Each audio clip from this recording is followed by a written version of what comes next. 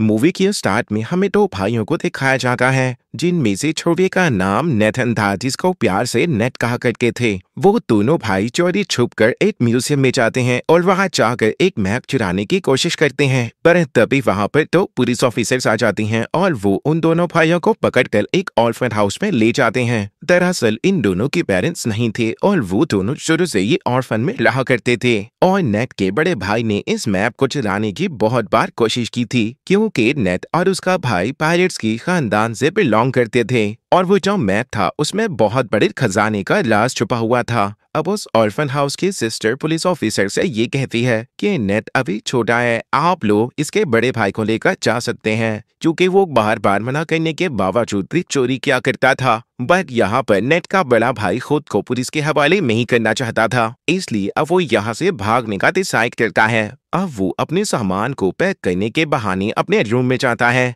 Net अपने बड़े भाई से कहता है कि मैं तुम्हारे बगैर नहीं रह सकता। यहाँ पर नेट का बड़ा भाई उसको एक लॉकेट, लाइटर और एक लेटर देता है और ये कहकर वहां से चला जाता है कि मैं वापस जरूर आऊंगा। अब नेट अपने बड़े भाई के जाने के बाद जब वो लेटर ओपन करता है और उस पर लाइटर की रोशनी डालता है तो उसको एक मैसेज मिलता है। उस लेटर ने ये लिखा था कि याद रखना, हम लोग पायरेट्स फैमिली से बिलोंग करते हैं और हम लोग जरूर मिलेंगे। इसके बाद सीन शिफ्ट होता है और हमें 15 साल बाद का सीन दिखाया जाता है। हम नेट को देखते हैं जो अब बड़ा हो गया था और वो एक बार में काम किया करता था और साथ ही छोटी मोटी चोरी भी किया करता था। जब एक दिन नेट अपनी बार में काम कर रहा था तो उसके पास विक्टर नाम का एक आदमी आता है। वो उसे कहता है कि मैं तुम्हें और तुम्हारे भाई को जानता हूँ। वो बताता है कि कुछ टाइम पहले मिलकर हम काम किया करते थे, लेकिन नेट को इस बारे में जानने में कोई भी दिलचस्पी नहीं थी। वो विक्टर से वहाँ से जाने का कहता है, मगर विक्टर जाते जाते उसके लिए एक कार्ड छोड़कर जाता है। उस कार्ड में विक्टर का एड्रेस लिखा हुआ था। नेक्स्ट सीन में हम देखते हैं कि नेट विक्टर के घर पर चला जाता है।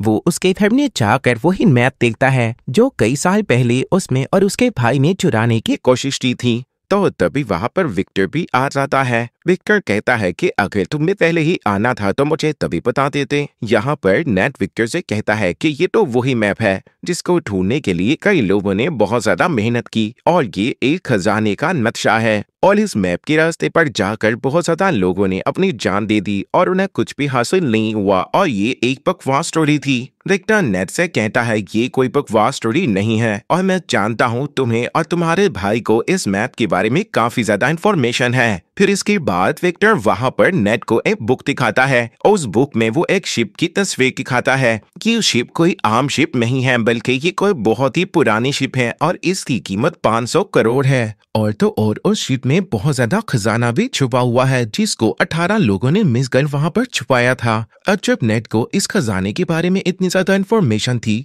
तो विक्टर उसको कैसे जाने दे सकता था, और अब वो उसे अपने साथ काम करने की ऑफर करता है, लेकिन नेट उसकी ऑफर को रिजेक्ट कर देता है। तो विक्टर उससे कहता है कि अगर तुम मेरा साथ दोगी तो तुम्हें तुम्हारा बड़ा भाई भी मिल सकता है। नेट घर जाता है और घर जाकर अपने बड़े भाई की चीजों को देखने लगता है और इसके बाद वो विक्टर के साथ काम करने के लिए एग्री हो जाता है। अगली सुबह हम देखते हैं नेट विक्टर को एक क्रॉस का साइन दिखाता है। वो कहता है कि ये कोई क्रॉस का साइन नहीं है बल्कि उस खजाने तक पहुंचने की चाबी है, जिस पर विक्टर कहता है कि इसमें से एक चाबी तो मेरे पास है और दूसरी चाबी हमें जल्दी चुरानी होगी। विक्टर नेट को बताता है कि इसके साथ भी दूसरी चाबी एक ऑक्शन कंपनी में है और बहुत जल्दी वो उस चाबी को नीलाम करने वाले हैं और जल्दी हमें उस चाबी को वहां से चुराना होगा। अब विक्टर उस कंपनी में जाकर उस चाबी को चुरा लेता है। उस चाबी को चुरा कर जब वो वहां से आ रहा था तभी वहां पर एक लड़की आती है जिसका नाम ब्रैड था और वो विक्टर के गले पर नाइफ रखकर कहती है कि ये चाबी मुझे दे दो, और ये सब कुछ वो अपने बॉस के कहने पर कर रही थी।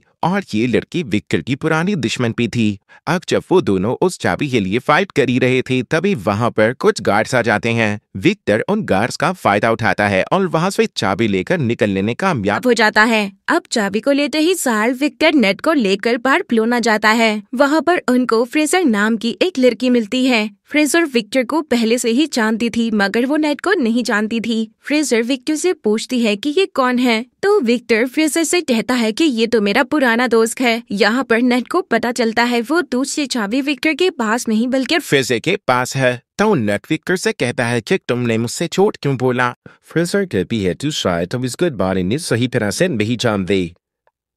अब जो वो दोनों आपस में बहस करने रहे होते हैं तभी वहाँ भी फ्रेजर वो चाबी मेकर वहाँ से भाग जाती है। मैक फ्रेजर के पीछे भाग रहा था और फ्रेजर आगे आगे थी। फ्रेजर अपनी कार में बैठकर वहाँ से निकलने की कोशिश करती है मगर नेक उसकी गाड़ी की आगे आ जाता है। तो वहाँ पर विक्टर भी आ जाता है। वो फ्रेजर से कहता है कि अगले तुम्हें सारा खजाना चाहिए तो ले लो, मगर ये तो नहीं जानती कि ये चाबी कहाँ और किस वक्त लगेगी और इन सब के बारे में सिर्फ नेक को ही पता है। ये बात सुनने के बाद फ्रेजर उन दोनों के साथ काम करने के लिए तैयार हो जाती है। नेक उन लोगों को बताता है कि पुलिस पहने उधर फैरन ने उस खजाने को चर्च में छुपाया था।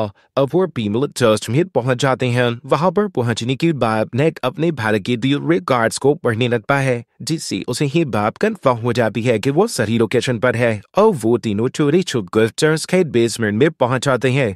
वहां पर उनको चाबी लगाने की जगह भी मिल जाती है। मुझ चाबी की जगह एक स्टैचू थी नीचे थी। अब यहाँ पर इनको ये बात नहीं पता थी कि चाबी को किस साइड पर घुमाना है। विक्टर बुक में पढ़ता है और कहता है कि दोनों चाबी को क्लॉकवाइज घुमाना है। कैसा करते ही उस स्टैचू में से कुछ एरोस निकलने लगती है मगर उन तीनों में से किसी को भी कोई नुकसान नहीं होता। इसके बाद दोबारा से रिस्क्लूटेड हुए मैट और फ्रेजर चाबियों को एंटी क्लॉकवाइज घुमाते हैं जिसके बाद स्टैचू के पीछे से रास्ता निकल आता है। वो रास्ता एक गुफा से होकर जा रहा था। फिर नेक यहाँ पर विक्टर से कहता है कि हमें इस रास्ते से गुजरकर एक रास्ते से नहीं बल्कि दो इंडिपेंडेंट रास्तों से जाना होगा। वो कहता है कि मैं और फ्रेजर एक रास्ते से जाएंगी और तुम अलग रास्ते से जाना। इसके बाद नेक और विक्टर अपने फोन को जीपीएस के साथ कनेक्ट कर लेते हैं। कब नेट और फ्रेजर एक रास्ते से जाते हैं जबकि विक्टर दूसरे रास्ते से जाता है और उस गुफा के रास्ते से चढ़ते जाते नेट और फ्रेजर एक बार में पहुंच जाते हैं। वहां पर एक और सीक्रेट रास्ता था जिसके बारे में कोई ड्रिंक नहीं जानता था। वो लोग उस रास्ते पर जाते इससे पहले वहां पर कुछ लोग उन पर अटैक कर देते हैं। मैक वहां पर उस आदमी को रोकने के लिए फाइट करता है और फ्रेजर उस रास्ते को ओपन करने की कोशिश करती है और उस दरवाजे की ओपन होते ही नेक और फ्रेजर उस रास्ते से भाग जाते हैं। अंदर जाने के बाद उन लोगों को तीसरा दरवाजा नजर आता है जो उसी क्रॉसवाइज चाबी से खुल सकता था। फ्रेजर उस दरवाजे को खोलने की जैसे ही कोशिश करती है तो वहां पर पानी भरना शुरू हो जाता है क्योंकि उस दरवाजे को खोलने के लिए दूसरे दरवाजे पर चाबी लगाकर पहले उसे खोलना होगा जिसको विक्टर ही खोल सकता था। विक्टर दूसरे साइड वाले दरवाजे को खोलने की कोशिश कर रहा था पर तभी वहां पर वही नियर किया जाती है जिसने पहले भी विक्टर पर अटैक किया था और उन दोनों में जबरदस्त फाइट होने लगती है। दूसरी तरफ निक और फ्रेजर पानी में फंस गए थे और वहां पर बेहोश होने वाले थे। विक्टर उस लड़की को मारकर बेहोश कर देता है और जल्दी से उस दरवाजे में चाबी को लगा देता है। इसके बाद नेट और फ्रेजर बच जाते हैं और सेफली उस दरवाजे से बाहर आ जाते हैं। अब पानी के फाइनल दरवाजे पर जाने की मेकिंग गोली भी ये नहीं जानता था कि उस दरवाजे को कैसे ओपन करना है। विक्टर बाहर खड़ा एक होल में से उन दोनों को देख रहा था पर तभी वहां पर मैक अपना दिमाग इस्तेमाल करता है। वो फ्यूजर से कहता है कि जाओ और विक्टर से दूसरी चाबी लेकर आओ लेकिन विक्टर उन दोनों पर ट्रस्ट नहीं करता और दूसरी चाबी देने से इनकार कर देता है। लेकिन थोड़ी ही देर बाद विक्टर उस चाबी को दे देता है जो कि उसके पास कोई और ऑप्शन नहीं था। मैं देखता है कि उस कन्फ्रेंस पर एक सिंबल बना हुआ था। नेट जब उन दोनों कीज को मैच करता है तो वही सिंबल बन जाता है जो उस दरवाजे पर बना हुआ था जिसकी वजह से वो लोग अब उस दरवाजे को भी खोल लेते हैं। जब वो उस दरवाजे के अंदर एंटर होते हैं तो एगर होते ही उन्हें 3 बड़े बड़े पॉट दिखाई देते हैं। दूसरी तरफ विक्टर नेक से बार बार पूछ रहा था कि खजाना मिला या नहीं। मैट फ्रेजर को ऊपर करता है कि बेट में चलिए कि उन पॉट्स भी क्या है। फ्रेजर जब देखती है तो उन पॉट्स में तो बहुत सारा नमक था। इसका मतलब भी था कि जहाँ पर कोई भी खजाना नहीं था। तभी वो तीनों पॉट्स अचानक से टूट जाते हैं और देखती है कि उनमें से एक मैट निकल रहा है और यही मैप भी उस खजाने तक जाने का यही मैट था। अब जब नेक मैक को देख रहा था तभी फ्रेजर कुछ पर गन पॉइंट करती है। वो कहती है कि तुम्हें क्या लगता है विक्टर ने तुम्हें सब कुछ सच बताया है। वो गन को नेट के सर पर मारती है और उसको मारकर बेहोश कर देती है और उस मैक को लेकर वहां से चली जाती है और जाते जाते उन कीज को भी ले जाती है। इसके बाद विक्टर नेट के पास आता है। वो देखता है कि नेट बेहोश है। जब नेट को होश आता है तो उन दोनों को पता चलता है कि फ्रेजर उनको धोखा देकर भाग चुकी है। नेट को जब होश आता है तो वो विक्टर से पूछता है, "तू मेरा भाई कहाँ पर है और तुमने मुझसे क्या छुपाया है?" अब विक्टर उसको पता है और तुम्हारा भाई बहुत साल पहले खजाना ढूंढने के लिए निकले थे, जिसके लिए हमें एक बुक को चुराना था, मगर हमने उस बुक को तो चुरा लिया। इसके बाद जब वो वापिस आने निकली तो वो कायदा के लोगों ने हम पर फायर कर दिया। उस फायरिंग में तुम्हारे भाई को एक बुलेट लगी, जिसकी वजह से उसकी डेथ हो गई। ये सुनकर नेट बहुत ज्यादा इमोशनल हो जाता है। वो रोने लगता है। वो विक्टर से कहता है कि तुमने मेरे भाई को मरने के लिए छोड़ दिया था और अब तुम दोबारा से उस खजाने तक पहुंचने के लिए मेरा इस्तेमाल कर रहे हो। तो विक्टर जी कहती, ठीक है मैंने छुप बोला, मगर तुम्हारा भाई भी यही चाहता था कि उसके वेडी के बाद मुझसे ड्रीम को पूरा करो। मिड विक्टर है कहता है कि ठीक है, मैं उस खजाने तक अपने भाई के लिए जरूर जाऊंगा, जिसके बाद हम दोनों के रास्ते अलग अलग होंगे। इसके बाद हम फ्रेजर को ब्रैड और उसके बॉस के साथ देखते हैं, जाने कि फ्रेजर इन दोनों के लिए काम कर रही थी। अब जो ब्रैड का बॉस था वो ब्रैड से कहता है कि असली बात तो फ्रेजर के अंदर काम करोगी, और इसके बाद ब्रैड का बॉस अपनी पूरी टीम को लेकर खजाने की तलाश रिपेड में बैठकर निकल जाते हैं और वो अपने साथ जरूरत के सामान को भी ले लेते हैं। फ्रेम भी बैठा ब्रैड का बॉस सबसे यही कह रहा था कि वो खजाना मेरा था